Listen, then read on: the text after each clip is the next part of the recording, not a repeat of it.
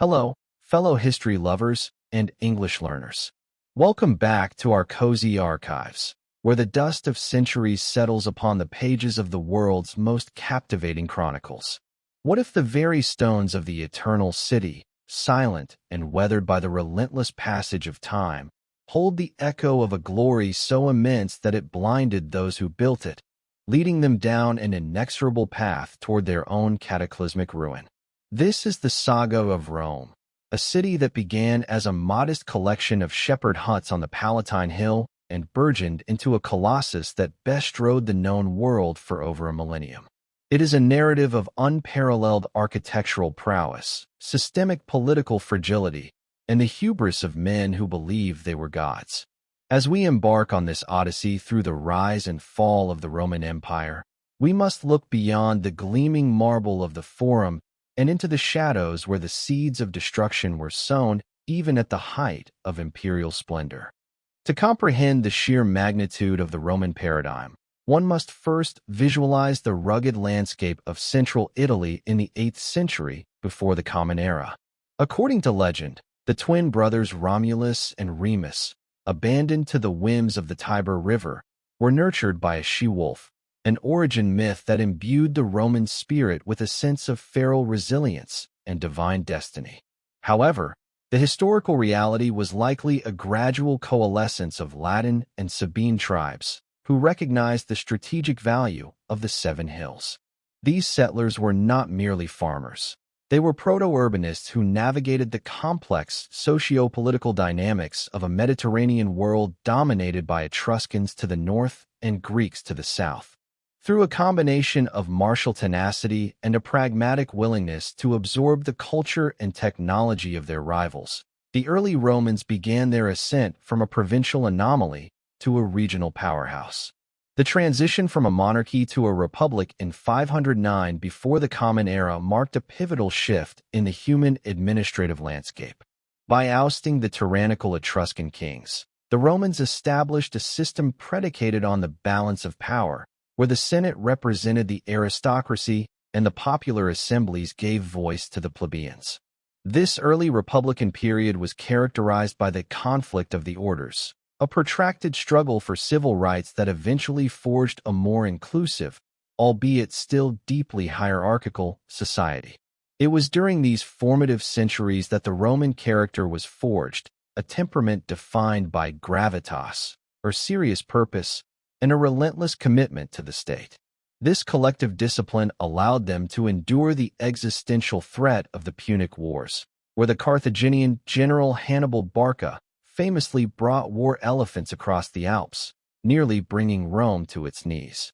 Yet, even in the crucible of war, Rome's ability to replenish its legions and maintain the loyalty of its Italian allies proved to be an indispensable asset.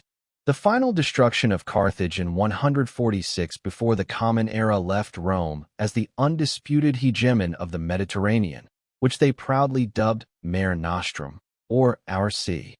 However, this vast expansion brought concomitant challenges that the republican institutions were ill-equipped to handle. The influx of wealth and enslaved peoples exacerbated the wealth gap, leading to the rise of populist reformers like the Gracchi brothers, who were ultimately suppressed by conservative violence. The Republic began to crack under the weight of its own success, as ambitious generals like Marius and Sulla realized that the path to absolute power lay not in the halls of the Senate, but in the unwavering loyalty of their professionalized soldiers. Chapter 1. The Die is Cast. The first century before the Common Era witnessed the emergence of Gaius Julius Caesar, a figure whose name would become synonymous with imperial authority. Caesar was a man of extraordinary intellectual capacity and ruthless ambition, a charismatic populist who understood that the traditional republic was moribund. His conquest of Gaul, spanning 8 arduous years, not only extended Rome's borders to the Atlantic, but also provided him with a veteran army that viewed him as a demigod. When the Senate, fearing his growing influence, ordered him to disband his legions, Caesar famously crossed the Rubicon River in 49 before the Common Era, uttering the words, Alia iacta est, the die is cast. This act of insurrection sparked a brutal civil war that would systematically dismantle the vestiges of republican governance. Caesar's subsequent victory and appointment as dictator in perpetuity represented a radical departure from Roman tradition. He initiated a series of sweeping reforms, from the restructuring of the calendar to the redistribution of land to his veterans. Yet his blatant disregard for senatorial prestige eventually led to his assassination on the Ides of March in 44 before the Common Era. The conspirators, led by Brutus and Cassius, hoped to restore the Republic, but they had fundamentally misjudged the political climate. Rome did not want liberty, it craved stability.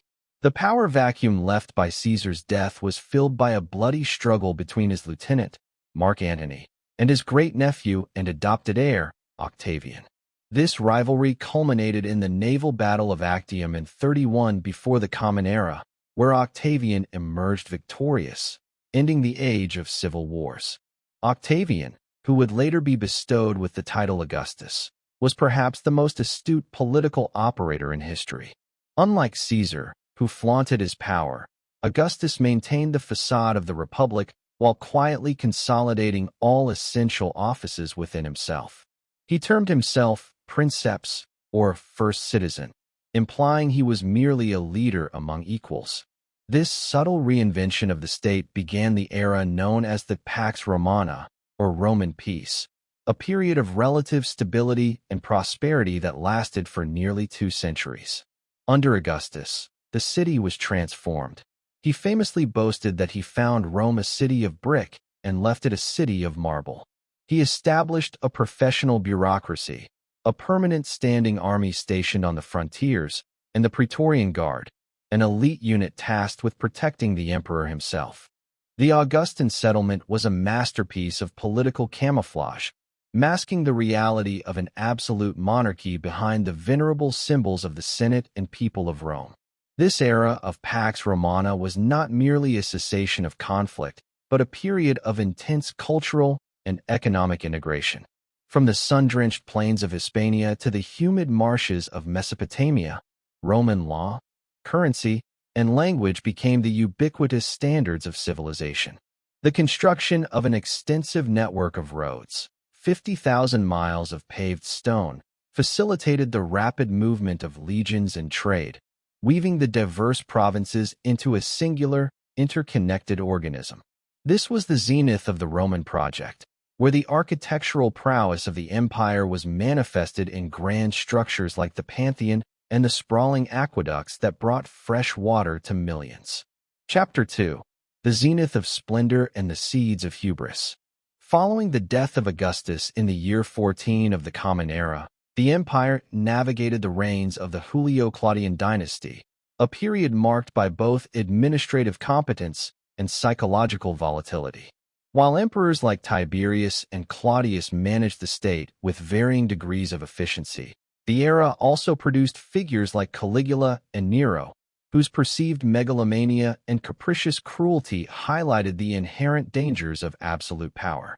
Nero's reign, in particular, was punctuated by the Great Fire of Rome in 64, an event that led to the first state-sponsored persecution of Christians and the construction of his opulent Domus Aurea, or Golden House. These eccentricities, however, did little to halt the momentum of the empire's expansion and the flowering of its urban culture.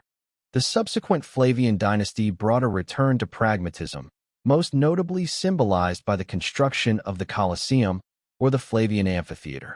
Completed in the year 80, this architectural marvel was a temple of spectacle, capable of holding over 50,000 spectators who gathered to witness the brutal artistry of gladiatorial combat and the execution of criminals.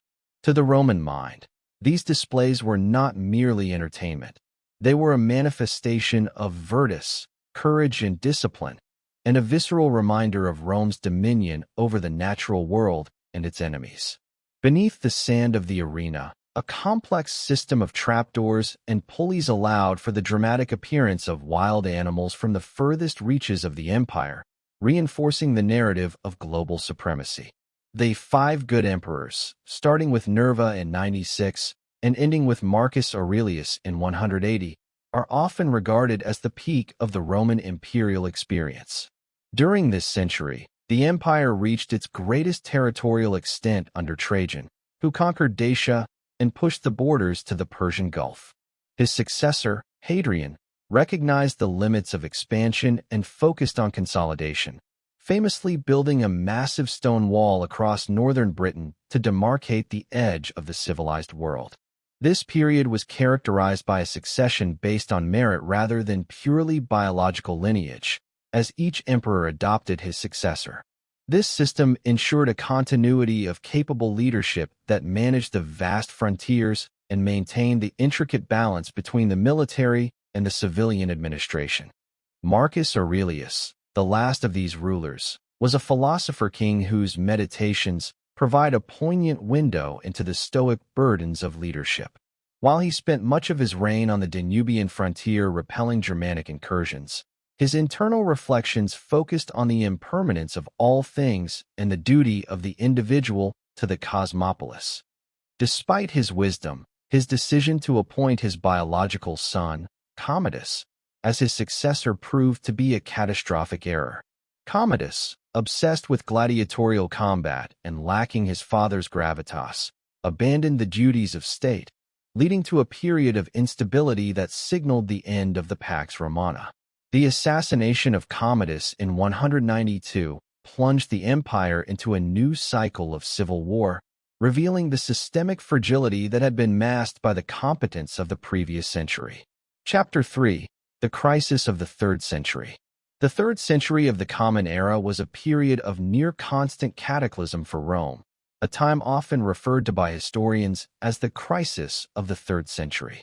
For 50 years, from 235 to 284, the empire faced a terrifying trifecta of threats: external invasions, internal civil wars, and economic collapse. During this time, more than 20 men claimed the title of emperor, most of whom died at the hands of their own soldiers or in battle. The rapid turnover of leadership shattered the administrative continuity that had been the hallmark of the Pax Romana. At the same time, the Sassanid Persians in the east and various Germanic tribes in the north began to probe the overstretched Roman defenses with unprecedented aggression. The economic foundations of the empire were similarly eroded.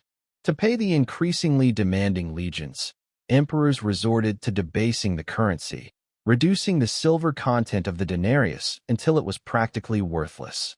This sparked hyperinflation, causing a breakdown in the complex trade networks that had once spanned the Mediterranean.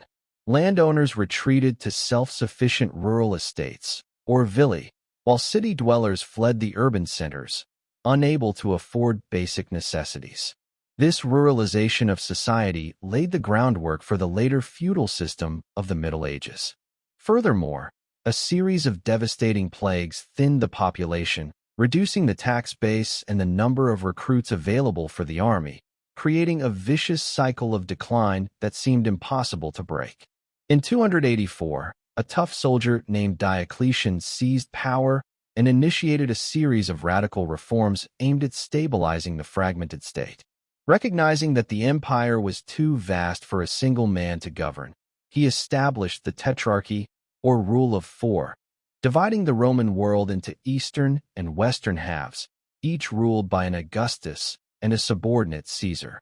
This administrative decentralization was accompanied by an expansion of the bureaucracy and a massive increase in the size of the military. To fund these changes, Diocletian implemented a rigid tax system and attempted to fix prices through imperial edict. While these measures provided a temporary reprieve and saved the empire from immediate collapse, they also transformed Rome into a more autocratic and oppressive state. Following the retirement of Diocletian, the Tetrarchy collapsed into civil war, out of which Constantine the Great emerged as the sole ruler. Constantine's reign was transformative for two primary reasons. First, his Edict of Milan in 313 granted religious tolerance to Christianity, eventually leading to its status as the state religion. This marked a profound shift in the Roman paradigm, as the ancient pagan gods were replaced by a singular, monotheistic faith. Second, Constantine moved the imperial capital from Rome to the ancient city of Byzantium, which he renamed Constantinople.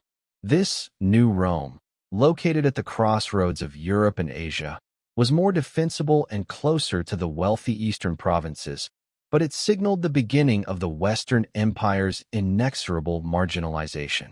Chapter 4. The Inexorable Decline. By the late 4th century, the Roman world was a house divided, both geographically and culturally. While the Eastern Empire, centered in Constantinople, remained prosperous and linguistically Greek, the Western Empire, with its capital shifting between Milan and Ravenna, struggled under the weight of administrative decay and relentless barbarian migrations. The Huns, a nomadic group from Central Asia, began pushing Germanic tribes like the Goths and Vandals across the Roman frontiers. In 378, at the Battle of Adrianople, the Eastern Roman army was annihilated by the Visigoths, an event that shattered the myth of Roman invincibility. From that point on, the Roman military was increasingly composed of foederati, barbarian mercenaries who fought for Rome but often maintained their own tribal loyalties. The year 410 of the Common Era sent shockwaves throughout the Mediterranean world when the Visigoths, led by Alaric, successfully besieged and sacked the city of Rome. For the first time in 800 years, the Eternal City had fallen to a foreign foe. While the city was no longer the political capital, it remained the symbolic heart of the empire, and its violation felt like a cosmic anomaly to those living within its crumbling walls. Saint Jerome famously lamented, "The city which had taken the whole world was itself taken." The sack was followed by the loss of North Africa to the Vandals, a devastating blow because this region was the primary grain supply for the Italian peninsula. Without the grain fleets of the south, the population of Rome began to starve and dwindle. As the 5th century progressed, the Western Roman Empire became a shadow of its former self, its territory carved up by various Germanic kingdoms. The emperors in the West became mere puppets of their barbarian generals or masters of soldiers. Figures like Aetius, known as the last of the Romans, managed to delay the end by orchestrating a coalition of Romans and Visigoths to defeat Attila the Hun at the Battle of the Catalaunian Plains in 451. However, these victories were fleeting. The infrastructure that had supported the Roman way of life, the aqueducts, the schools, the legal courts, was slowly disintegrating under the constant strain of warfare and the absence of a centralized taxing authority. The grand villas of the aristocracy were fortified, and the common people sought protection from local warlords rather than a distant emperor. The final act of the Western Roman drama occurred in 476. A Germanic chieftain named Odoacer, who served in the Roman army, decided that the imperial office was no longer necessary. He deposed the teenage emperor, ironically named Romulus Augustulus, and sent the imperial regalia to Constantinople, declaring himself the king of Italy. To many contemporaries, this was not a cataclysmic end, but a quiet realization of a reality that had already arrived. The Western Empire had not simply fallen in a single day. It had withered away through a century of systemic fragility and external pressure. While the Eastern Roman Empire, or the Byzantine Empire, would survive for another 1,000 years, the classical world of the Western Mediterranean had reached its dusk, giving way to the fragmented complexities of the Middle Ages. Chapter 5. The Legacy of a Fallen Colossus. Though the political entity of Rome perished in the West, its cultural and intellectual legacy proved to be indestructible, permeating the very foundation of Western civilization. The Latin language did not disappear. It evolved into the Romance languages, Italian, French, Spanish, Portuguese, and Romanian, which today are spoken by hundreds of millions. Roman law, with its emphasis on equity, the rights of the citizen, and the principle of innocent until proven guilty, became the cornerstone of modern legal systems. The architectural innovations of the Romans, from the vaulted arch to the use of concrete, remained the standard for monumental construction for centuries, inspiring the Renaissance architects who sought to recapture the grandeur of antiquity in their own cathedrals and palaces. The Christian Church also acted as a vital vessel for the preservation of Roman heritage. As the imperial administration collapsed, the bishops and the Pope in Rome stepped into the power vacuum, maintaining a degree of urban organization and literacy. The structures of the Church, its dioceses and administrative hierarchies, mirrored the organizational logic of the Roman state.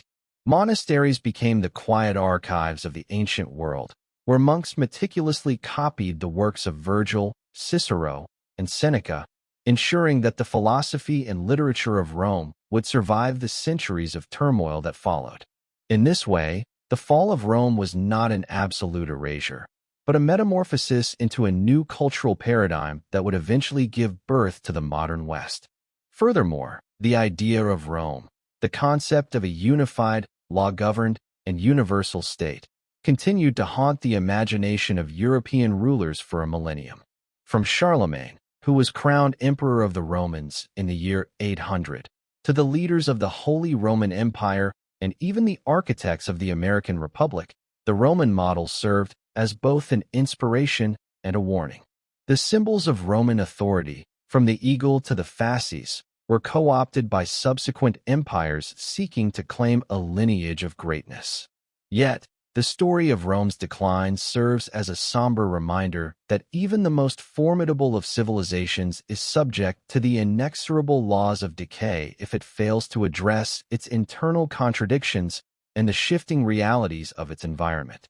As we look back at the sprawling ruins of the Forum or the majestic span of the aqueducts at Segovia, we see more than just stone and mortar. We see the ambition of a people who dared to organize the world in their own image.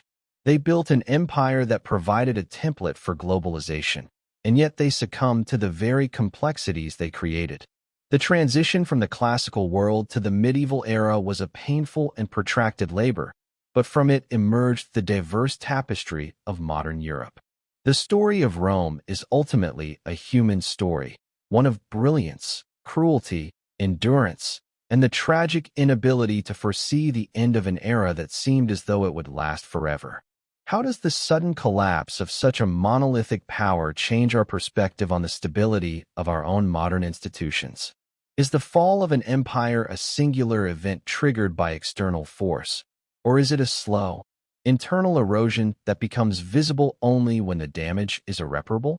If you could walk through the streets of Rome in the year 400, just as the first cracks were beginning to show, what subtle signs of decline do you think you would notice in the daily lives of the citizens? What lessons do the Roman senators' failures to adapt offer to the leaders of the 21st century? As the sun sets on the ruins of the Colosseum, do we see a tomb, or do we see the foundations of everything we are today? Regardless of the answers, the echoes of Rome continue to resonate through the corridors of time, whispering of a glory that was and a fragility that remains.